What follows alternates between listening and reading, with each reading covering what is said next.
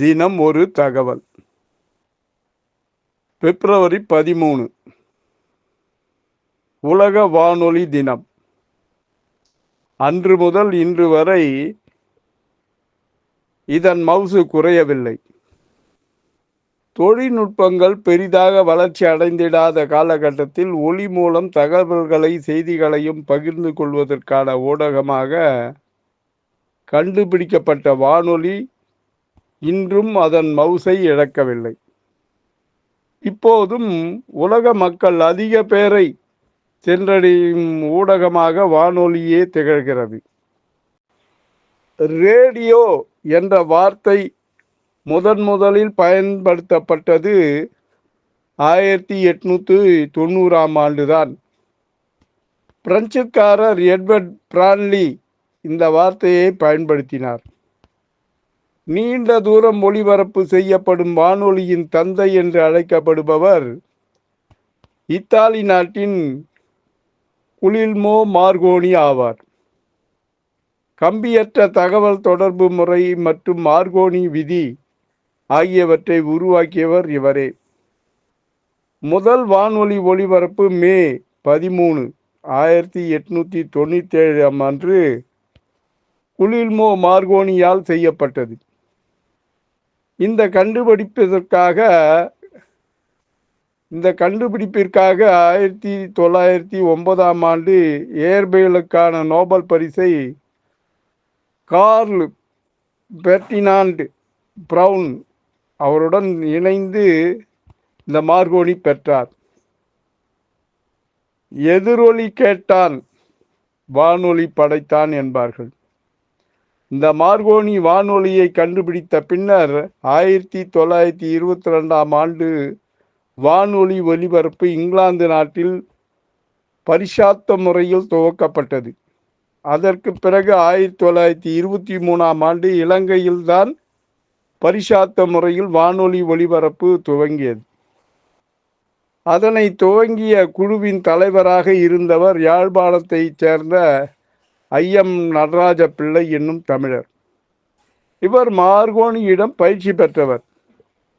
இந்தியாவில் முதல் வானொலி ஒலிபரப்பு 1924ஆம் ஆண்டு ஜூலை 31ஆம் தேதியில் மெட்ராஸ் பிரசிடென்சி ரேடியோ கிளப் மூலம் தொடங்கியது. 1927ஆம் ஆண்டு மும்பை மற்றும் கொல்கத்தாவில் ஒரே நேரத்தில் ஒலிபரப்பு செய்யப்பட்டது. முதல் வானொலி நிகழ்ச்சிகளை ரேடியோ கிளப் ஆஃப் பாம்பே என்ற தனியார் நிறுவனமே தயாரித்து நிர்வாகம் செய்து வந்தது. முறையாக ஒரு நிலையத்தில் இருந்து இன்னொரு நிலையத்திற்கு அஞ்சல் செய்யும் நிகழ்ச்சியை 1939ஆம் ஆண்டு ஜனவரி 18இல் டெல்லி வானொலி நிலைய நிகழ்ச்சியை பம்பாய் நிலையம் அஞ்சல் செய்தது. 1936ஆம் ஆண்டில் இருந்து வானொலி அகில இந்திய ஒலிபரப்பில் கால் ஊன்றியது. தனியாக வானொலி ஒலிபரப்பு நிலையம் தொடங்கிய ஒரு மன்னர் ஹைதராபாத் நிஜாம். இவர்தான் தனியாக வானொலி ஒலிபரப்பு நிலையத்தை தொடங்கினார். இவர் 1935ஆம் ஆண்டு டெக்கான் ரேடியோ என்ற பெயரில் ஹைதராபாத்தில் ஒரு வானொலி நிலையத்தை தொடங்கினார். 1947 ஆகஸ்ட் 14, 15ஆம் தேதிகளில் இந்திய வானொலியில் நேரடியாக வர்ணனை நிகழ்ச்சி அறிமுகமானது. இந்திய சுதந்திர தின நிகழ்ச்சிகள், பாராளுமன்றத்தின் மத்திய அரங்கில் நடந்த நிகழ்ச்சிகளை 2 நாட்களாக வர்ணனை செய்து ஒளிபரப்பினார்கள். வானொலியில் கிரிக்கெட் வர்ணனை 1936ஆம் ஆண்டு ஜனவரி 1ஆம் தேதி பம்பாய் நிலையம் ஒளிபரப்பியது. விவித பாரதியின் வர்த்தக ஒளிபரப்பு 1957ஆம் ஆண்டு அக்டோபர் 3ஆம் தேதி ஆரம்பமானது. வானொலியின் முக்கியத்துவத்தை வலியுறுத்தும் வகையில் ஐநா துணை அமைப்பான யுனெஸ்கோ பிப்ரவரி 13 உலக வானொலி நாளாக 2011இல் அறிவித்தது. 1946 ஐநா வானொலி அலவரிசை தொடங்கப்பட்ட நாளான பிப்ரவரி 13 உலக வானொலி தினமாக கொண்டாடப்பட்டு வருகிறது. மகாத்மா காந்தியின் இறுதி ஊர்வலத்தை இந்திய வானொலி 7 மணி நேரம் இடைவிடாமல் தொடர்ந்து வர்ணனை செய்தது. முந்தைய தலைமுறை மக்களுக்கு வானொலி ஒரு பொழுதுபோக்கு. அது பொழுதுபோக்கு என்பதையும் தாண்டி அது ஒரு வித அந்தஸ்தை பறைசாற்றுவதாகவே இருந்திருக்கிறது. வானொலி வைத்திருப்பவன் பெரிய பணக்காரன்ற நிலை உருவானது. இந்திய சுதந்திரம் அடைந்த செய்தி முதற்கொண்டு பல்வேறு முக்கிய தகவல்களை வானொலி மூலமாக அறிந்திருக்கிறார்கள்.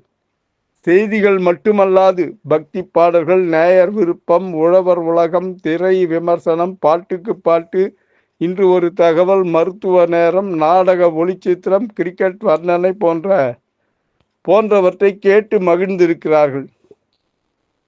என்னதான் பண்பலை அலைவரிசைகள், கையடக்க கைபேசிகள் வந்துவிட்டாலும் நவீன காலத்தின் வளர்ச்சிக்கேற்ப ஈடு செய்ய இயலாமல் பல தரைவழி ஒளிபரப்பு தளங்கள் மூடுவிழா கண்டபோதிலும் இன்றும் நாட்டின் மூலை முடுக்குகளில் வானொலி கொண்டாடப்பட்டு வருகிறது.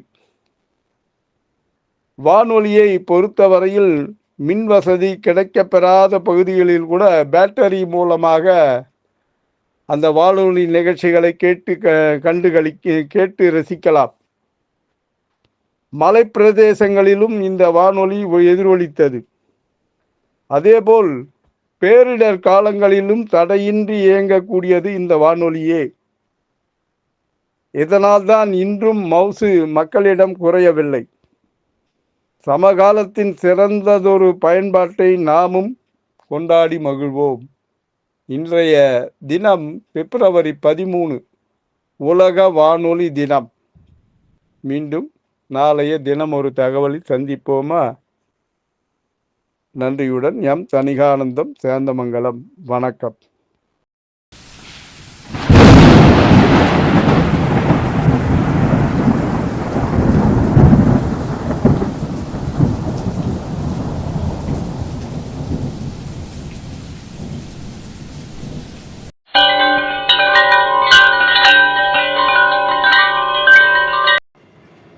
தணிகை டிவியை லைக் பண்ணுங்கள், ஷேர் பண்ணுங்கள், பெல் பட்டனை ப்ரெஸ் பண்ணுங்கள். தணிகை டிவியை சப்ஸ்கிரைப் பண்ணுங்கள். வணக்கம்.